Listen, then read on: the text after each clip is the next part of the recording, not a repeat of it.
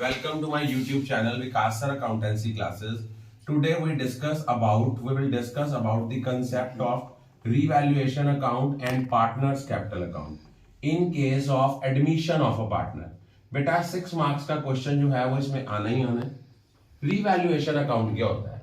Revaluation account nominal nature account है। इसका दूसरा नाम जो है वो क्या है? Profit and loss adjustment account. एक चीज याद रखना, रीवैल्यूएशन अकाउंट में जो डेबिट साइड है वो आपकी लॉस शो करती है और क्रेडिट साइड आपका इनकम या गेन शो करता है। अगर किसी एसेट की वैल्यू इंक्रीज हो रही है तो जितनी इंक्रीज हुई है उसको हम क्या कहते हैं? Bye asset. और एसेट की वैल्यू अगर फॉल करती है या डिक्रीज करती है वो टू साइड आएगा।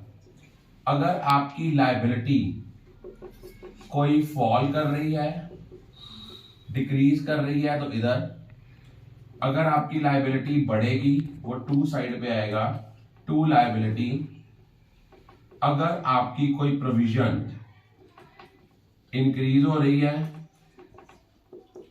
क्रिएट हो रही है तो इधर, अगर आपकी कोई प्रोविजन कम हो रही है या कैंसिल हो रही है तो इधर।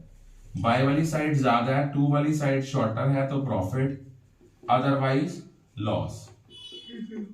एक चीज याद रखना, अगर वर्ड लिखा होता है इंक्रीज्ड बाय, डिक्रीज्ड बाय, तो जितनी अमाउंट बाय में होती है वो सारी की सारी रीवैल्यूएशन में चली जाती है।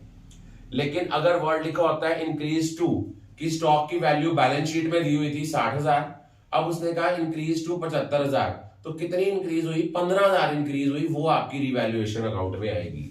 उसके बाद हम लोगों ने बनाना है पार्टनर्स का कैपिटल अकाउंट। इसकी फॉर्मेट आपको अच्छी तरह याद हो गया तो आपको एंट्रीज डालने में कोई प्रॉब्लम नहीं आती।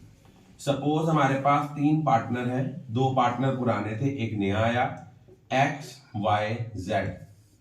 एक्स वाई जेड जो इनका बैलेंस दिया हुआ है, capital balance as per balance sheet, वो आना है बाय बैलेंस ब्रॉट डाउन।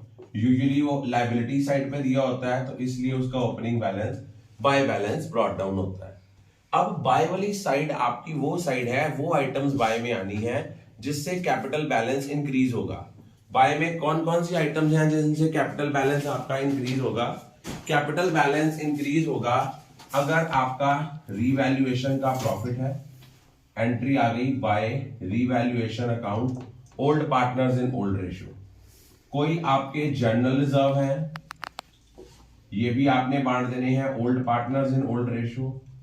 कोई वर्कमैन कंपेंसेशन फंड है, अगर उसके अगेंस्ट कोई लायबिलिटी अराइज नहीं हुई, वर्कमैन कंपेंसेशन फंड कब लेना है? अगर उसके अगेंस्ट कोई लायबिलिटी अराइज नहीं हुई तो सारा का सारा workman compensation fund old partners में डिस्ट्रीब्यूट कर देना है इन ओल्ड रेशियो। सपोज आपका वर्कमैन कंपेंसेशन फंड 50,000 का है, उसके अगेंस्ट लायबिलिटी अराइज हुई है 20,000 की, तो 30,000 को डिस्ट्रीब्यूट करोगे old partners in old ratio.